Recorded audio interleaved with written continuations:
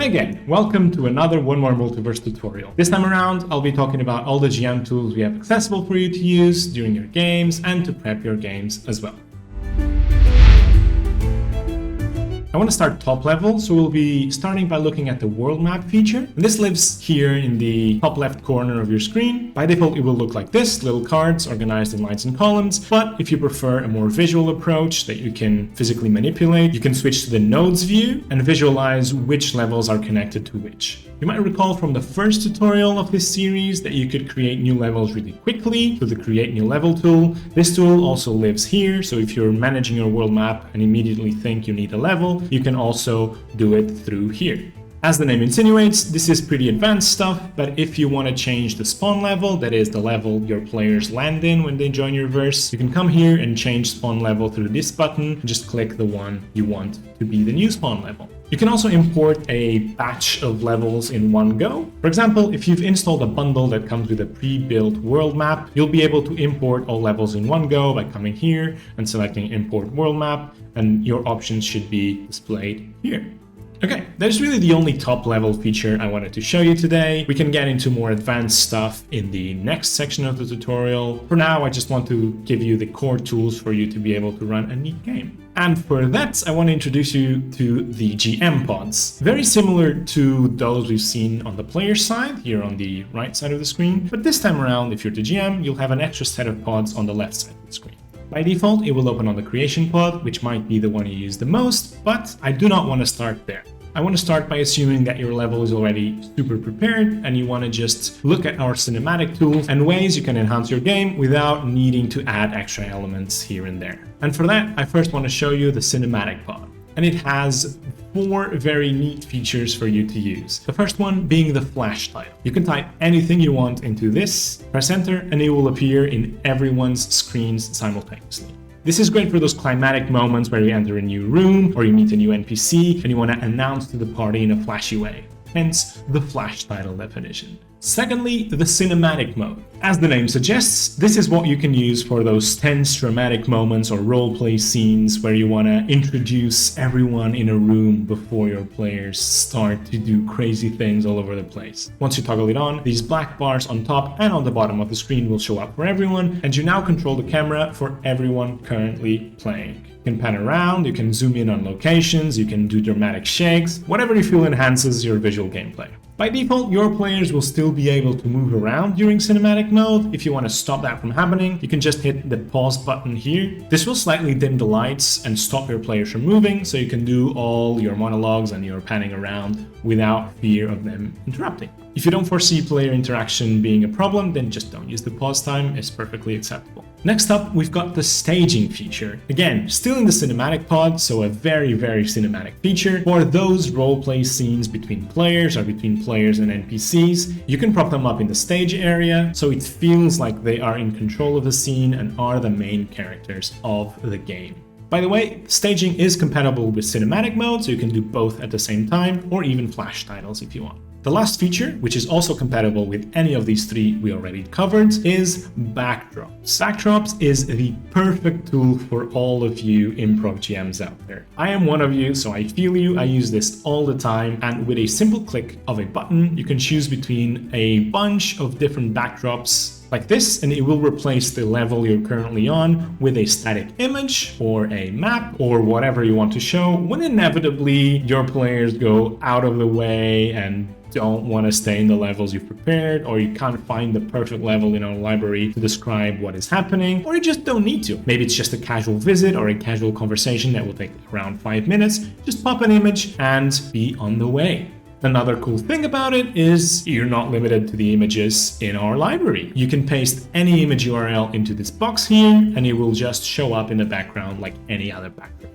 Okay, I think that's it for the cinematic pod, and while we're still talking about cinematic and making your games look cool and feel alive, let's move on to the next pod I want to show you, which is the music pod. Music is very important for any game. It can set the tone, can set the ambience, can set the emotions your players are feeling, and we wouldn't want that to be overlooked by our platform. We have 2 types of sound here. We have music and sound effects. Music is something you click, leave running and it will loop forever and set the ambience tone, while sound effects are snippets and short sounds you can click whenever you want to activate them. These are tagged and highly searchable, so you can search for specific tracks, for feelings, for emotions, for ambience, and hopefully you'll find something that fits you. If you still can't find the perfect soundtrack for your game, you can always upload a new track by clicking the Screen Plus button, and the next time you open the pod, it will show up there for you to use. You can obviously adjust the volume of the track, you can pause it, and you can just remove it from the queue completely. Alright, cool. Sound is cool, but we consider One More Multiverse to be a visual tool above anything else, and for that, I want to introduce you to the Vibes pod. What are vibes, you ask? Well, vibes are layers of effects you can lay on top of your maps to change the mood, change the feeling, and change the environment completely. For example, this map already has an active vibe. If I toggle it off, you can immediately see how different it feels. If I toggle it back on, there we go, completely different mood. Once again, these are highly tagged, so you can search them by just using keywords if you want. You can also favorite them, and you'll also see that next to the Browse tab, there's an active tab that you can use to tweak the vibe and the parameters in order to achieve that peak aesthetic look you're looking for. Again, if our library doesn't have what you're looking for, just make a new one. You click the green plus again, and you'll be able to make an entirely new vibe from scratch by using all our elements. These elements are lighting elements, sound elements, music elements, and particles. This is pretty straightforward. You can just add layers as you see fit. I'm not going to bore you with the details, so just feel free to play around with the tool and you'll find it very, very easy to use. There are some extra basic controls here on the top right of the pod. For example, just adjusting the lighting just diminishes the amount of light the level has. Or if you don't want to bother with any fancy tweaks with the vibes, you can just use the time of day feature here to go from morning, day, evening, night. Alright, with that, I believe we've covered all of the cinematic tools I wanted to show you, things to make your game feel more alive, more juicy, more film-like. And it's time we move on to the more mechanical aspects of running game. And for that, I'd invite you to click the next pod over, which is the Fogged Regions pod. This is pretty straightforward. If you don't have any created, you just click the plus, and then click plus track anywhere on the map where you want to create a fogged region. By default, these will be named regions, will be rectangular in shape, black in tint, and visible to your players. But you can change all of this in this little bar down below. You can make it circular, can change the tint of it, can change the name, and voila. Once you're done creating fogged regions, your fogged regions pod will pop up back again, and you'll be able to manage each one you've created individually. Once more, you can turn it off so players are now able to see through the fogged region. You can also duplicate it, delete it, and change its tint again. If you want to select items that are underneath the region, if you want to switch things around while the things are hidden, just press Ctrl and you'll be able to select any asset underneath regions. This is a great feature to hide things from your players, selectively lock rooms that you don't want players to go into just yet, and as the game progresses, unlocking them by turning off the region. We'll touch into changing the size of objects a bit later in this tutorial, but since we're running away from regions right now, I want to briefly show you how you can change the shape and the size of the regions on the fly. For example, if they're placed on the map and you click them, you'll see a bounding box appears, and you can just drag a corner to resize it by keeping the aspect ratio, or drag a corner and hold shift to resize it without keeping the aspect ratio.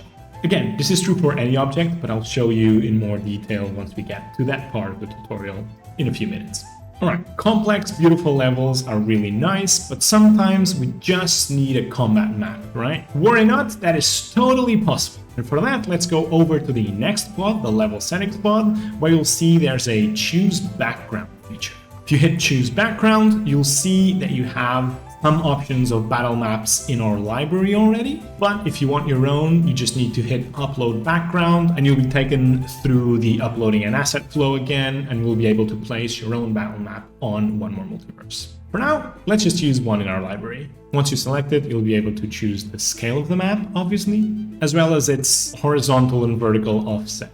Once you're happy with how it looks, just hit set map, and we're done. We have a battle map. The level will automatically crop around the boundaries of the map you just uploaded, but if you want just a portion of the map, you can just recrop it like this. This is true for any level, by the way. This is where you crop the edges of the level, even if it's a pixel art level or a battle map like this. There are a few more advanced options here in this pod. I can quickly go through them. For example, you can change the name of the level. That will then show up on the world map with a different name. You can choose the base tile.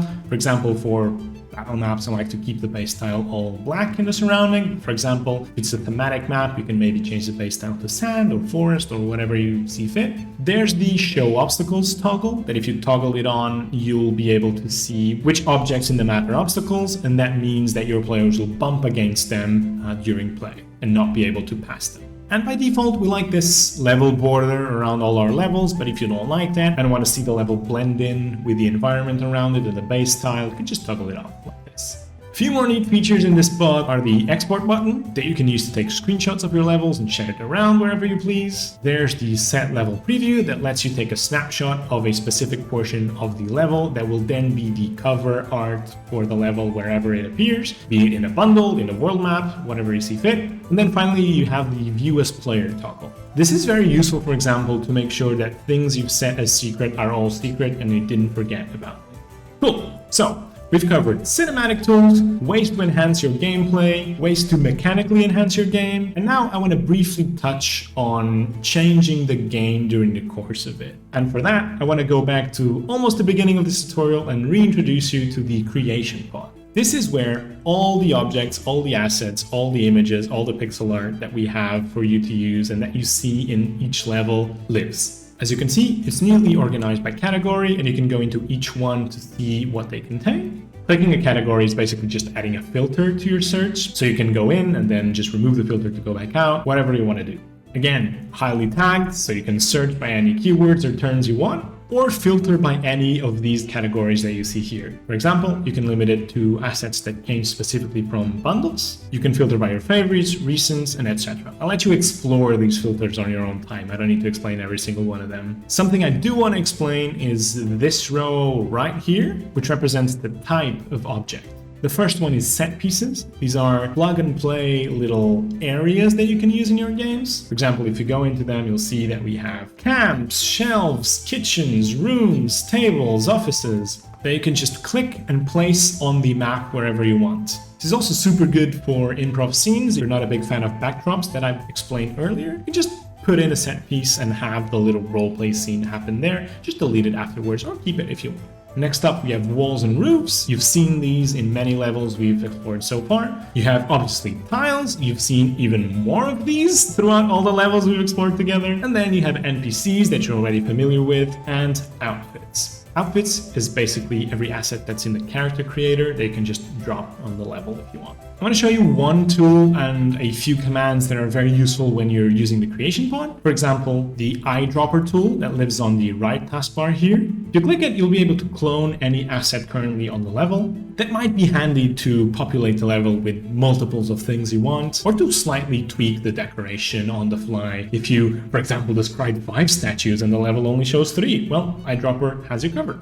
And then the other command I wanted to show you is the undo redo shortcuts. Anything you do related to objects will be able to be undone and redone. That's pretty straightforward. Control Z, Control Y, Control Z to undo, Control Y to redo. The final tool I want to show you to help you run your games is the NPC pod. This one we predict to be very important because NPCs are oftentimes central to the games you run. So we put it in the quick access bar here on the bottom right. And if you click it, you'll see that we have something similar to the creation pod, but only focused on NPCs and creatures. There's 2 tabs, the quick place that works exactly like the creation pod. You can scroll through them, search through them, click them, and place them on the level. And then we have the nice tab, the important tab, which is the important NPC library. So if you know that an NPC or a creature is going to be recurring in your campaign, in your game, you can actually mark them as important. And to do that, you just left click them. And in this icon here, you'll see make important NPC. You click that. And suddenly they will appear on the important NPC library tab of the NPC pod. And this means that wherever they are, wherever you left them, whatever level you forgot them in, you'll always be able to come here and portal them from wherever they are into where you are. This is a super nice way to keep track of your important NPCs, your plot important people, and even your enemies. We've covered creation pod and NPC pod and how to place them on the map, and I now want to give you a sneak peek of what you can do with them once they're in the map. I'm not going to go too deep into it, we'll leave that for the next portion of the tutorial, the advanced One More Multiverse tools. For now, I want to at least give you some tools for you to tweak stuff if you want to. These options I'm talking about usually appear when you right-click an object. You'll see that by doing so, a menu will pop up. I want to touch on a few of them, not all of them, as I just mentioned. So let's go through the list. Allow pickup, self-explanatory. It will let your players pick up an object and add it to their inventories. Make secret is one of my favorites. This is cool to hide objects, hide enemies, hide NPCs, and only reveal them when the time is right and the story beat is there by just right-clicking again and revealing secret. Edit description is self-explanatory. You can change the name of assets, you can add a description that your players can read when they click on it. And finally, flip and transform. Flip will just flip it along its vertical axis, and transform is very similar to what we've seen with the fog regions bounding box. But for this one, you'll be able to also rotate if you hover around the corner squares. By default, you can rotate it in 45-degree snaps. If you want finer adjustment, you can just, while you're rotating, hold shift and then rotate in a finer snap. Those are the key ones I wanted to show you for objects. For NPC specifically, I want to also touch on control. This is how you embody an NPC or a creature. You can right click and hit control, or it also works if you double left click any NPC. Same thing for uncontrolling. If you want to get rid of any NPC you're controlling, you can right click, remove control, or double left click. For NPCs, you can also make them a secret, as I've mentioned before, and you can also stage them from here. If you recall from what we talked about in the cinematic pod, staging can be a very powerful tool to enhance your game. Finally, if you don't want your NPC to be on the map anymore, you can just despawn them. If they are just a regular NPC or creature, they'll just disappear. If they are an important NPC and you mark them as such, again, you'll be able to fetch them and place them on any level from the important NPC library tab on the NPC. This tutorial is already getting pretty long, so I'm gonna stop here. As you've seen, for both NPCs and objects, there are more options for the right-click menus. And that is exactly where we're gonna pick up for the next and final tutorial of this series, the advanced One More Multiverse tools tutorial. But to be honest, I am pretty confident that with these 5 tutorials we've already covered, you're already able to run an excellent game. You don't need the next one. It's just if you want those extra little secrets, those extra little tools, stay tuned for that one. But I encourage you, go try One More Multiverse now. Go set up your game. Try these tools we've just covered. You'll see you'll have a blast. If you want a tutorial on any specific thing, please let us know and I'll be able to make that tutorial for you as soon as possible. If by any chance you landed on this GM Tools tutorial and didn't see the previous ones, check the description down below, where we'll be linking all tutorials in the series for ease of access. They will be sectioned by topic, so feel free to watch them at your own pace. Feel free to try and set up your game while you're watching them. And as always, have fun and see you next time.